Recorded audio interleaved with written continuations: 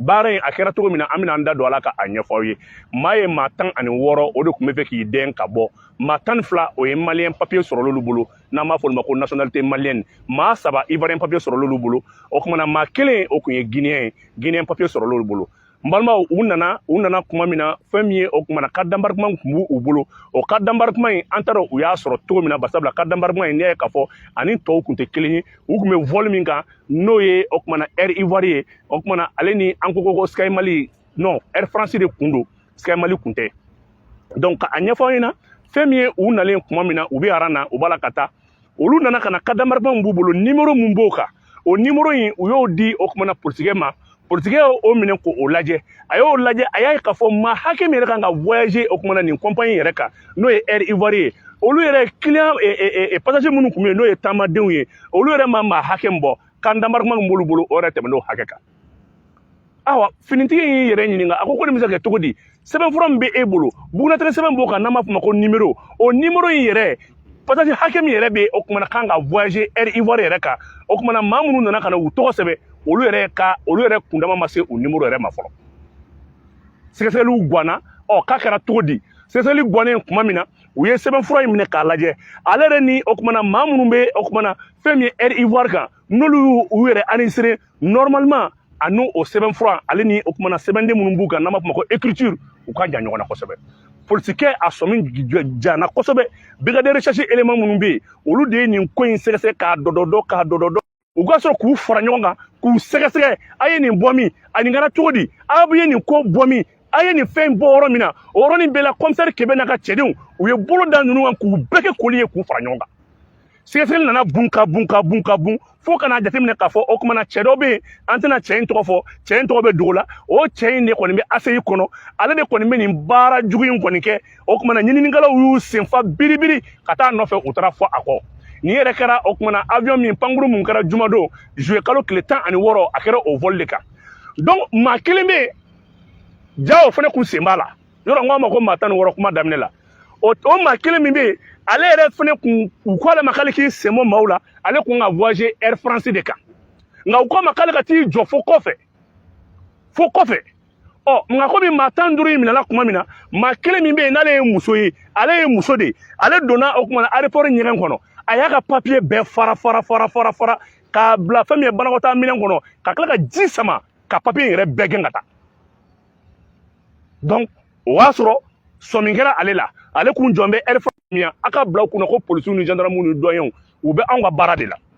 n'an y'u dɛmɛ ni kunnafoli ye n'an y'u dɛmɛ ni ɲɛnawoloma ye n'an y'u dɛmɛ ni ɲɛnadali ye an ka ca Ala fɛ an bɛ se k'u dɛmɛ baara in na kosɛbɛ maa 15 in a sɛgɛsɛgɛ kɔni a bɛ sen na maa 16 kɛ a sɛgɛsɛgɛ a bɛ sen na muso min yɛrɛ fana kun y'i den ka bɔ maaw la jumadon sibiridon ale kun ka voyager Air France fɛ o kumana fɛn min ye Air France chef d'escalier ale yɛrɛ fana ka wulikajɔ an bɛ Air France mɔgɔ bɛɛ fo nin yɔrɔ la vraiment ka tila ka fɛn min ye chef d'escalier Air Côte d'Ivoire ale yɛrɛ maa min b'ale ɲɛmɔgɔya la ale de ye dɛmɛli kɛ baara in na kosɛbɛ k'a fɔ Air Ivoire vraiment a chef d'escalier k'a fo dan tɛ foli min na n'an ye policiers fo an b'ale fo Air Ivoire yɛrɛ fana Air France yɛrɛ fana chef d'escale an b'ale fana fo kosɛbɛ olu ka ɲamadali de fana sera ka policiers dɛmɛ baara in na u ka sɔrɔ k'u minɛ u la ka u yɛrɛ chef d'escalier ninnu na fɛn min ye Côte d'Ivoire Air Ivoire chef d'escalier ale ni Air France chef d'escalier u y'a yir'u la olu ka sɔrɔ k'a fɔ ko ayi ko nin maa ninnu base de données min b'olu bolo tɔgɔ min bɛ yen o kumana nin t'olu ka tɛgɛ bɛ foyi la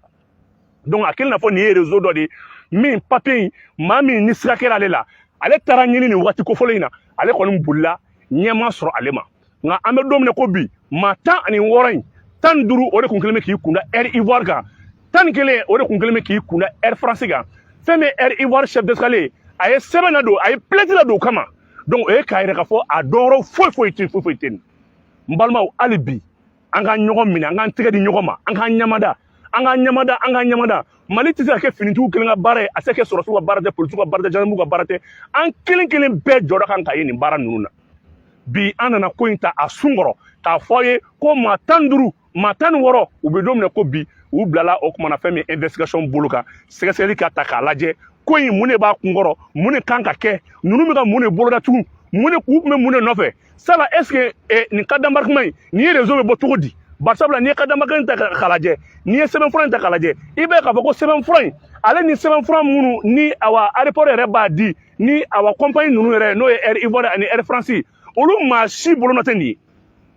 nin ye yɔrɔ de yɔrɔ min nin bɛ dilan Mali yɛrɛ kɔnɔ o kumana ka taama sɛbɛn bɔ k'a di o kumana fɛn min ye taamadenw ma taama sɛbɛn bɔ k'a d'u ma bɔcogo jugu la u bɛ se ka na cogo min na ka na don pankuru kɔnɔ k'a pan ka taa Maliyɛnw hali bi an bɛ fara ɲɔgɔn kan wele aw fɛ nin ye réseau jugumanba de ye Mali fan bɛɛ u b'a bɛɛ da sɔlen don an ka finitigiw bolo a ye finitigi ninnu dɛmɛ nin ye vidéo kunkurun de ye fɛn min ye o kumana ka finitigi bɛɛ fo commissariat de l'air aéroport commissariat a finitigi bɛɛ commissaire Kebe ka taa bila ka baarakɛla bɛɛ la k'u bɛɛ fo k'u waleɲuman dɔn fɛn min ye brigade de recherche mɔgɔw ye a kɛra gendarmerie a kɛra policier ye k'a bɛɛ fo dan tɛ foli min na sécurité d'état mɔgɔw k'u fo fɛn fɛn bɔra la aw bɛ min faamuya cogo min na an y'o de fɔ aw ye laɲini foyi tɛ anw na aw ye baara ɲuman minnu kɛra jamana fɛ jamana finitigilakaw fɛ k'o ta k'o lasa aw ma su ani tile an bɛ foli lase aéroport commissaire ma a n'a ka élément bɛɛ o kumana ka foli lase o kumana finitigi fɛn fɛn bɛ aéroport la k'a daminɛ doyen la ka taa bila fɛn min ye o kumana gendarmew la fo ka taa bila o kumana fɛn min ye ASECNA mɔgɔw la protection civile maa o maa bɛ aéroport kɔnɔna hali minnu yɛrɛ bɛ yen n'olu tɛ porteur ye ka bɛɛ fo ka bɛɛ waleɲuman dɔn dan tɛ foli min na baara in a kɛra cogo min na an bɛna an da don a la ka a ɲɛfɔ aw ye maa ye maa 16 o de tun bɛ fɛ k'i den ka bɔ maa 12 o ye maliyɛn papier sɔrɔl'olu bolo n'an b'a fɔ olu ma ko nationalité malienne maa 3 ivoirien papier sɔrɔl'olu bolo o kumana maa 1 o tun ye guinéen ye guinéen papier sɔrɔl'olu bolo n balimaw u nana kuma min na fɛn min ye o kumana carte d'embarquement tun b'u bolo o carte d'embarquement in an t'a dɔn u y'a sɔrɔ cogo min na barisabula carte d'embarquement in n'i y'a ye k'a fɔ ani tɔw tun tɛ kelen ye u tun bɛ vol min kan n'o ye o kumana Air Ivoire ye o kumana ale ni an ko Sky Mali non Air France de kun don Sky Mali kun tɛ donc ka a ɲɛfɔ aw ɲɛna fɛn min ye u nalen kuma min na u bɛ aran na u b'a la ka taa olu nana ka na carte d'embarquement b'u bolo numéro mun b'o kan o numéro in u y'o di o kumana politigɛ ma politigɛ y'o minɛ k'o lajɛ a y'o lajɛ a y'a ye k'a fɔ maa hakɛ min yɛrɛ kan ka voyager o kumana nin compagnie yɛrɛ kan n'o ye Air Ivoire ye olu yɛrɛ client passager minnu tun bɛ yen n'o ye taamadenw ye olu yɛrɛ ma maa hakɛ min bɔ carte d'embarquement min b'olu bolo o yɛrɛ tɛmɛn'o hakɛ kan awa finitigi y'i yɛrɛ ɲininka a ko nin bɛ se ka kɛ cogo di sɛbɛnfura min bɛ e bolo bugunatigɛ sɛbɛn b'o kan n'an b'a fɔ ma ko numéro o numéro in yɛrɛ passager hakɛ min yɛrɛ bɛ o kumana kan ka voyager Air Ivoire yɛrɛ kan o kumana maa minnu nana ka na u tɔgɔ sɛbɛn olu yɛrɛ kundama ma se o numéro yɛrɛ ma fɔlɔ sɛgɛsɛgɛliw ganna k'a kɛra cogo di sɛgɛsɛgɛli gannen kuma min na u ye sɛbɛnfura in minɛ k'a lajɛ ale yɛrɛ ni o kumana maa minnu bɛ o kumana fɛn min ye Air Ivoire kan n'olu y'u yɛrɛ enregistré normalement a n'o sɛbɛnfura ale ni o kumana sɛbɛnden minnu b'u kan n'an b'a fɔ ma ko écriture u ka jan ɲɔgɔn na kosɛbɛ polisikɛ a sɔmi jana kosɛbɛ brigade de recherche élément minnu bɛ yen olu de ye nin ko in sɛgɛsɛgɛ k'a dɔdɔdɔ u ka sɔrɔ k'u fara ɲɔgɔn kan k'u sɛgɛsɛgɛ a ye nin bɔ min a nin kɛra cogo di aw ye nin ko bɔ min a ye nin fɛn bɔ yɔrɔ min na o yɔrɔnin bɛɛ la commissaire Kebe n'a ka cɛdenw u ye bolo da ninnu kan k'u bɛɛ kɛ koli ye k'u fara ɲɔgɔn kan